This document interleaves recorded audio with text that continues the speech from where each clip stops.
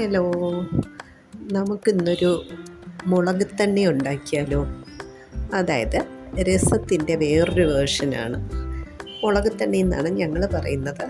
നിങ്ങൾക്ക് വേറെ എന്തെങ്കിലും പേരറിയാമെങ്കിൽ ഒന്ന് കമൻറ്റ് ചെയ്യണേ. അപ്പോൾ നമുക്കിതെങ്ങനെയാണ് ഉണ്ടാക്കുന്നതെന്ന് നോക്കാം. ഇൻഗ്രീഡിയൻസൊക്കെ ഞാനിവിടെ എടുത്ത് വെച്ചിട്ടുണ്ട്. ഒരു 10 കൊച്ചുള്ളി, കുറച്ച് ജീരകം, ഒരു 7 തല്ലി വെളുത്തുള്ളി, ആവശ്യത്തിന് പുളി, ഒരു പച്ചമുളക്. പിന്നെ വേണ്ടത് പൊടികളാണ്. മഞ്ഞൾപ്പൊടി 1 ടീസ്പൂൺ, മുളക് പൊടി 1/2 ടീസ്പൂൺ, മല്ലിപ്പൊടി 1/2 ടീസ്പൂൺ, കുരുമുളക് പൊടി, ഉപ്പ്, കായം 1 നുള്ള് കായം. ഇതെല്ലാം കൂടെ നമുക്ക് ഒരു മിക്സിയുടെ ജാറിലിട്ട് ആവശ്യത്തിന് വെള്ളം ഒഴിച്ച് നല്ലവണ്ണം അരച്ചെടുക്കാം. നമുക്ക് പിന്നെ സവാളയും ഉപയോഗിക്കാം കേട്ടോ, കൊച്ചുള്ളി തന്നെ വേണമെന്നില്ല. പിന്നെ എരിവിനനുസരിച്ച് മുളക് പൊടിയുടെയും കുരുമുളക് പൊടിയുടെയും ക്വാണ്ടിറ്റി കൂട്ടാം. അതൊക്കെ നിങ്ങളുടെ എരിവിനനുസരിച്ച് നമുക്ക് കൂട്ടാം കേട്ടോ. പുളി, എരിവ് ഇതെല്ലാം നമ്മുടെ ഇഷ്ടത്തിനനുസരിച്ചാണ്.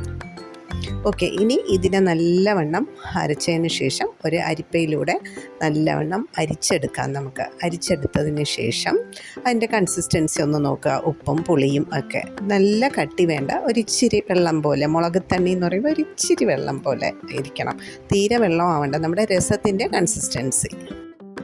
ഇനിയൊന്നുമില്ല, വേഗം ഒരു കടായി അടുപ്പത്ത് വെച്ച് നല്ല വെളിച്ചെണ്ണ, കുറച്ച് വെളിച്ചെണ്ണ ഒഴിച്ച് എണ്ണ ചൂടായതിനു ശേഷം കടുകിട്ട് പൊട്ടിക്കുക.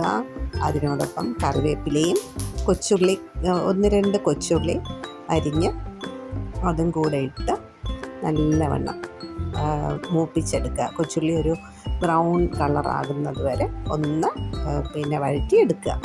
ഈ ഒരു സ്റ്റേജ് ആകുമ്പോൾ നമ്മൾ അരിച്ചു വെച്ചിരിക്കുന്ന അരപ്പുണ്ടല്ലോ, അതെടുത്ത് ഇതിലേക്ക് ഒഴിച്ചു കൊടുക്കാം. ലോ ഫ്ലെയിമിൽ വെച്ചിട്ട് വേണം അരപ്പൊഴിച്ചു കൊടുക്കാൻ. അതിനുശേഷം നമുക്ക് ഉപ്പും പുളിയൊക്കെ ഒന്നുകൂടെ നോക്കിയതിന് ശേഷം ഒരു മീഡിയം ഫ്ലെയിമിലോട്ടാക്കി ഇതിനെ ഒന്ന് അടച്ചു വയ്ക്കാം. അതവിടെ ഇരുന്ന് ഒന്ന് തിളച്ച് വരട്ടെ.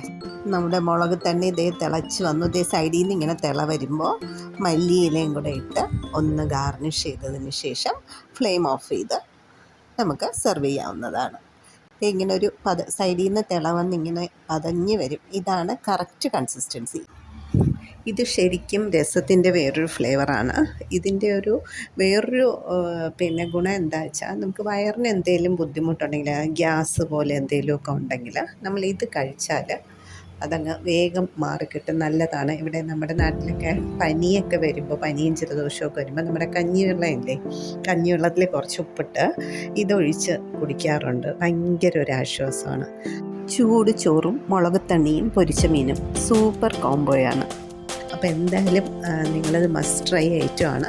ഒന്ന് ട്രൈ ചെയ്ത് നോക്കൂ.